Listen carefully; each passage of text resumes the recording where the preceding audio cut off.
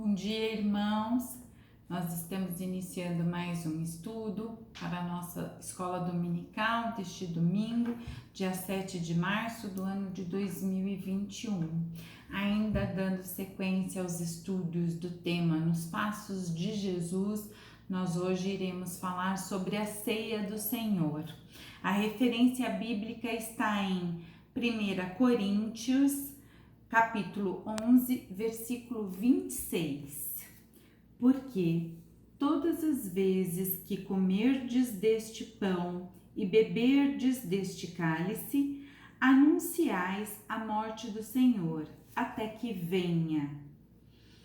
A Igreja Metodista, na sua prática cristã, ela procura observar os preceitos de Deus por meio das Escrituras e praticar esses ensinamentos conforme as orientações de Jesus.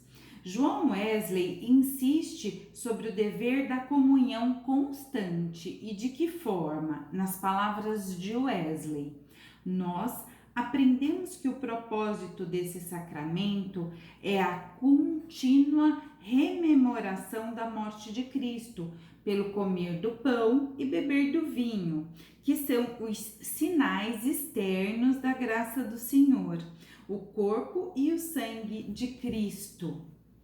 E o contexto da ceia? Na verdade, a ceia do Senhor ela é a segunda ordenança de Jesus, porque a primeira nós falamos na última aula, que é o batismo, né?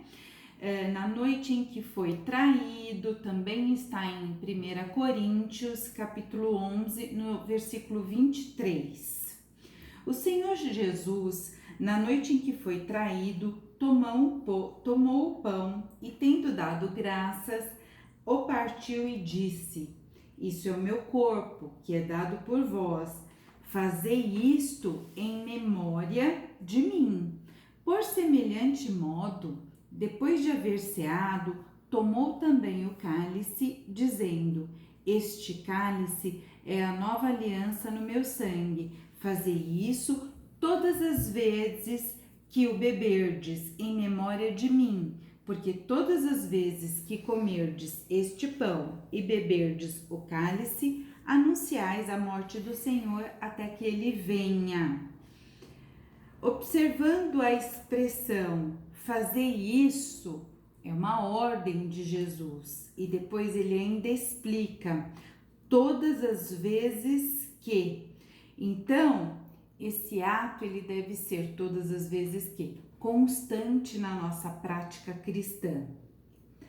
É um momento de recordar que ele, Jesus, fez por nós ao morrer na cruz para a remissão dos nossos pecados.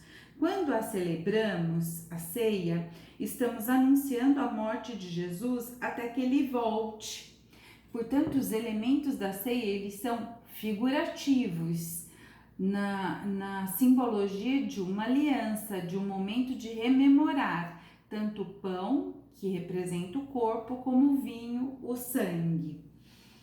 Sempre que somos chamados à comunhão, nós não somos chamados para examinar os pecados dos outros e da comunidade cristã.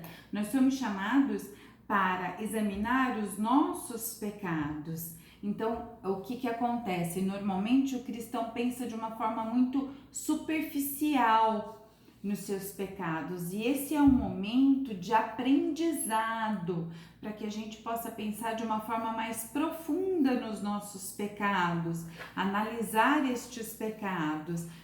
Justamente acontece isso, a pessoa pensa superficialmente nos seus pecados e fica mais focado no pecado alheio. Então isso é um exercício de autoexame. Em uma perspectiva wesleyana, a ceia do Senhor é um meio de graça, não apenas para confirmar a fé dos irmãos e dos membros da igreja, mas ela é aberta a todo aquele que se aproxima da mesa, também como é para as crianças, né? São delas o reino dos céus. Agora, A Igreja Metodista, por via de regra, ela celebra a ceia do Senhor todo primeiro domingo do mês e é uma celebração mensal. Por último, irmãos, e muito importante, a ação da igreja também é uma ação pedagógica e a escola dominical tem muito essa função, né? Essa pedagogia de doutrinar pelo ensinamento. Então é importante ressaltar que a ceia do Senhor deve ser praticada após um autoexame, após uma análise dos seus pecados, um profundo arrependimento, porque participar da ceia do Senhor de forma indigna, sem esse autoexame, constitui um pecado grave, porque se Ele deu a vida pelos nossos pecados, quem somos nós para superficialmente olharmos os nossos pecados? Precisa ser uma ação de arrependimento profundo, para assim se aproximar da mesa do Senhor. Portanto, o pecado, ele não pode nos afastar da mesa do Senhor, tem que ser o contrário.